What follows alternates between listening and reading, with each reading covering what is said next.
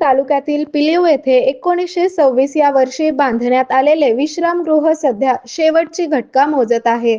जवळपास 90 वर्षांच्या या विश्रामगृहाचे बांधकाम 1926 या वर्षी तत्कालीन सातारा जिल्ह्याचे जिल्हाधिकारी यांच्या देखभालीखाली बांधण्यात आले होते. सध्या मात्र याची चांगलीच दुरावस्था झाली आहे. या ऐतिहासिक ब्रिटिशकालीन विश्रामगृहावर खरे तर पंढरपूर, तुळजापूर, अक्कलकोट, गाणगापूर, कोल्हापूर, गोंदवले या तीर्थक्षेत्राकडे जाणारे भाविक भक्त किंवा या मार्गावरून जाणारे राजकीय किंवा इतर क्षेत्रातील मान्यवरांचा या ठिकाणी कायमच वावर असतो. पण सध्या याची अवस्था बिकट आहे. या कामाची नुकतीच माजी आमदार राम सातपुते यांनी पाहणी करत दर्जेदार काम करण्याच्या सूचना यावेळेस त्यांनी संबंधित ठेकेदाराला दिल्या. यामुळे पिलीवच्या वैभवात भर पडणार आहे.